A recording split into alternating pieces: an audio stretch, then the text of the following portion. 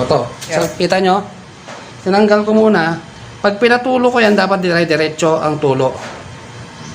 Ayan o. Good day sa inyo mga kabiker, kunin ng Panginoon. Alam nyo ba na hindi lang pala dahilan yung karburador o kuryente ng motor natin na mahirap paandarin yung mga motor natin. So check nyo to.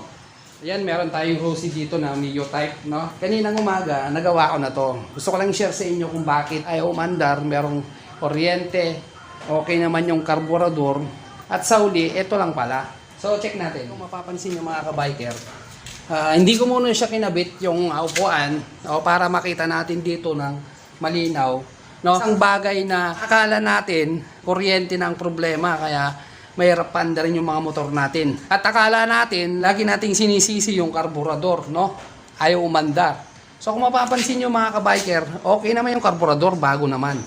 At ang gusto kong i-share sa inyo mga kabiker, bago ko isolid to sa may-ari, no, sa bayaw ko, no, kasi nga hindi mapaandar at dinala niya sa akin. Maalala nyo ito yung mga unang vlog ko, dinala rin niya sa akin, no. So ngayon i-share ko sa inyo yung isang bagay na hindi natin napapansin. Yung pala yung sanhi, no.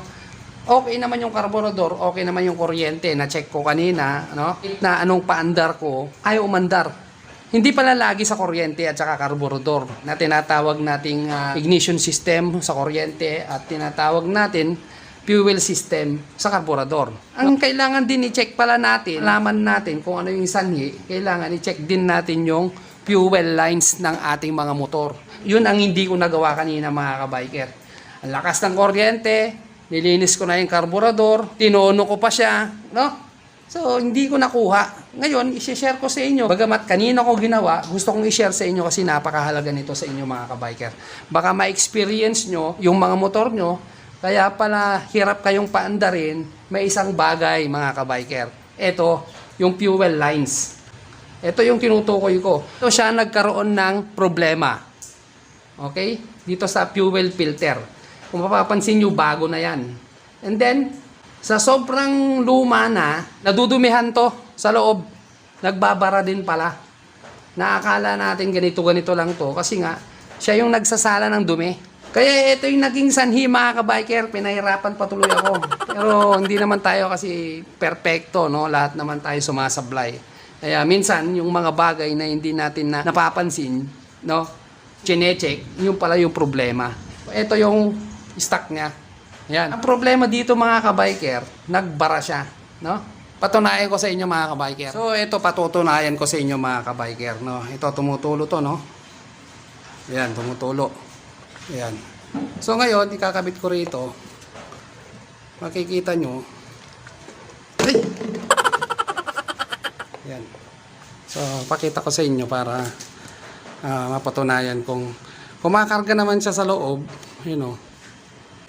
Kumakarga siya. So, ayun na. Ayan. So, kung pipisilin kong ganyan, hindi siya tuloy-tuloy. No?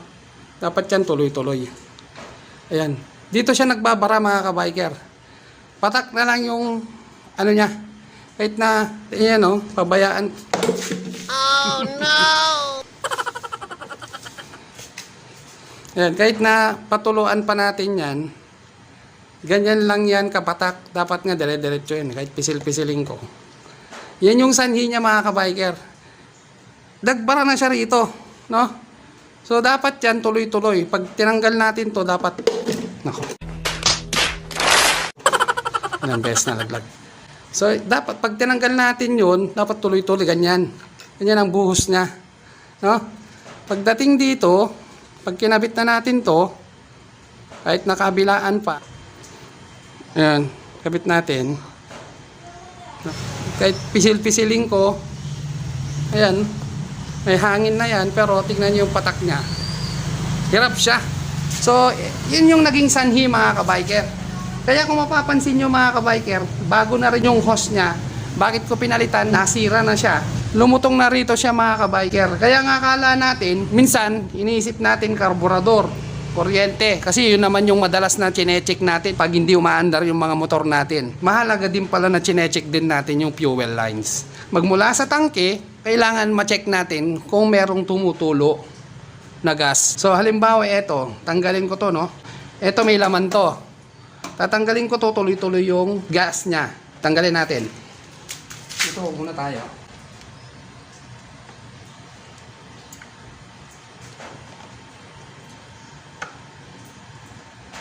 Ito.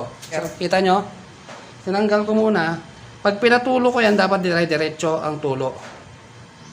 Ayan, oh. Malakas, no? Ayan. So, malakas siya. No? Kumpara dun sa pinakita ko. Ngayon, balik muna natin. Ayan. Ngayon, ang pag-check naman sa tangke, kung barado, no? Ang check nyo rito yung hose. No? Ito naman, tatanggalin natin dito yung hose. Kaya, kailangan tutulo din siya. Ayan. Patuluan natin. Balik natin, sayang. Ayan, tumutulo talaga siya. Oh. Patuluan natin. Ayun. Meron siya, no? Ayan. So, balik natin. Marami ng gas yung mga wires natin. Ayan. So, na-check natin na dito sa tangke, hindi bara. Minsan kasi, problema din yun sa tangke. Pero, ang lahat ng dumi na ito, mga kabiker, napupunta rito sa fuel filter natin. No? Kaya tingnan nyo ito, punong-puno, oh. Kasi bago. No? Kumpara dito, na wala. Kahit napatuluan mo siya. Kahit anong paandar natin, hirap tayo kasi hindi naman tuloy-tuloy yung supply ng gas niya. No? Kahit na sabihin natin makarga siya sa loob, hindi naman siya malaglag. Kumpara kanina na pinakita natin dito, na tuloy-tuloy yung gas. Kailangan magmula sa tangke at saka hose, check natin kung mayroong tutulong gas. Yun, tuloy-tuloy naman, di ba? Nakita natin. At chinek din natin, yung filter, tinaas natin, hinugot natin sa karburador, dire-diretso yung tulo. No? Kaya minsan hindi natin mapaandar yung mga motor natin, mga kabiker. Nakakala natin, kuryente na, karburador na ang sanhi, fuel filter lang pala. No? So, isang bagay ito, mga kabiker, na makakatulong sa inyo, lalo na sa mga newbie pa lang, at sa mga hindi pa nakakaalam talaga, kailangan yung i-check. Hindi lang yung kuryente at saka karburador. Doon tayo nakatutok lagi. Check din natin yung fuel lines. Yung fuel filter na siyang nagsasala ng dumi. Lahat ng dumi ng tangke, dyan lang may stock. Sobrang katagalan, magiging buhangin na yan sa loob. Magbabara na sa hose o kaya doon sa bunganga ng fuel filter natin ito. No?